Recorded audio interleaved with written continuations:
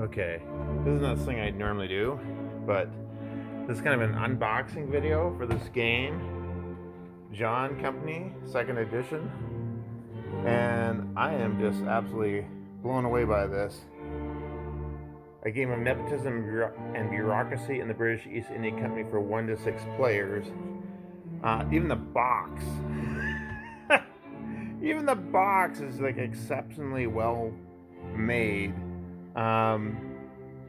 Even the bottom of the box is this is a silly thing to say, but in addition to the artwork, like the box is extra thick. I mean, it just impresses me. So I did a video earlier, but I didn't really open all the components. Here is the playing board, and it includes, of course, different regions of India. You can see there's the different armies that can be built. Here's the London season up here. There's different in this particular game. It kind of shows how the East India Company evolved. It includes the good things and the bad things. Mostly bad, I think, probably. I mean, the whole point of the game is for families to use the company to get enhanced prestige. They're also, and of course, to manipulate government. Here's various estates that can be purchased that has to be maintained. Different positions in the company that you try to put your family members in. And this is like there's several factions, and they all have these various tokens to represent different children of the families that are trying to get in these different offices and such, and exploit things. You have 9 cards for these various families. It's like the ship, one side's their shipping charter, the other one is just the family charter. There is, as far as, I'm going to put this aside a second. It seems to be a game which looks very complex, but it looks like it actually, you can rely on the components enough that it probably isn't that complicated to play. Here's operations of the company, events in India. Here's a Crown handbook, which from what I understand is for solo or 2-player games. It's special rules. You can see a nice rule book, and even again the paper is of particularly fine quality for a game like this. Here is the actual rule set for the standard game. Again, looks fairly straightforward. Just a note about the game, operations of the company, events in India. That's probably an extra one, isn't it? Here's the Prime Minister dial. One player gets to be the Prime Minister of England, essentially, and they can try to get various policies passed. Number of title cards here for different members of the family if they achieve certain offices. There are, for the ships, there's actually a shipyard over here. Luxury goods. Go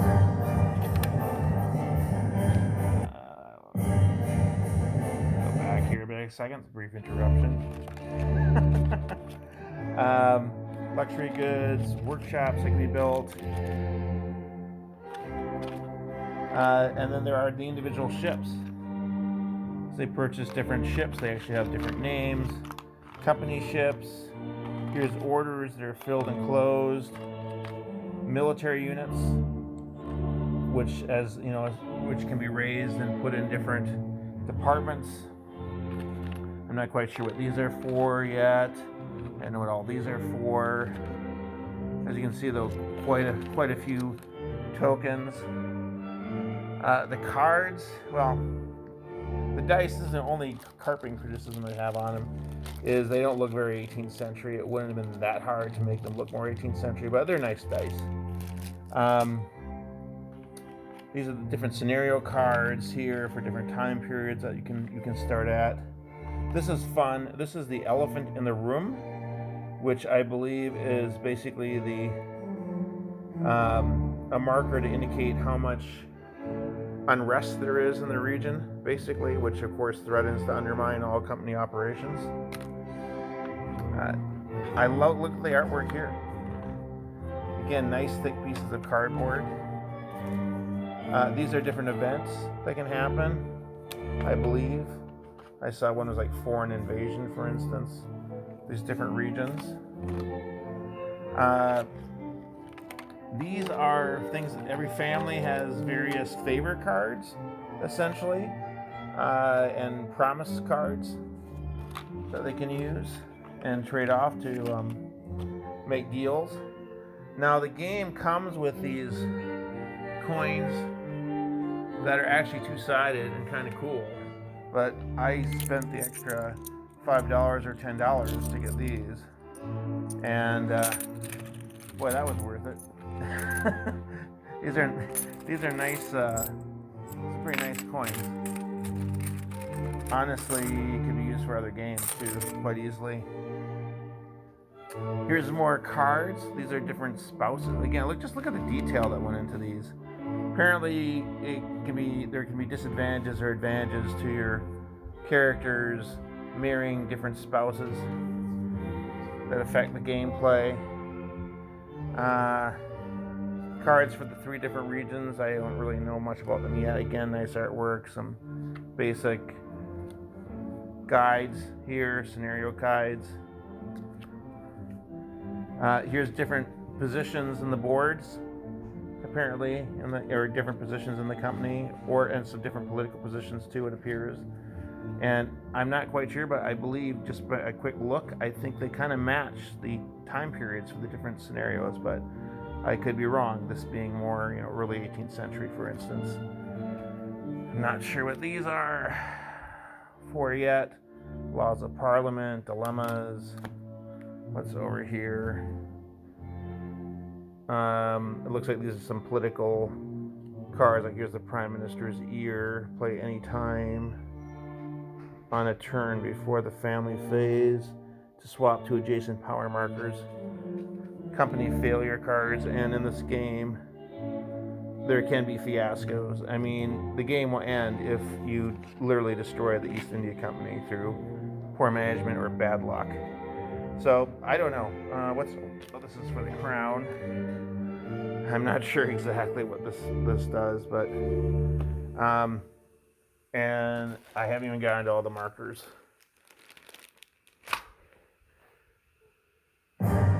So yeah, I believe these are like to mark certain positions on the board. I'm not sure what these are for, but again, I have to say, this not only met expectations I had for this very unique game, it completely exceeds it.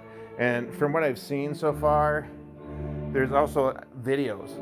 There's a video that the game is kind of designed for players to learn as they play, so to speak. You need one person who understands all the rules, and they have a longer video for that person, and then they have 20-minute videos for everybody else that give you enough to start playing. So anyway, I am really impressed by this, as you can probably tell.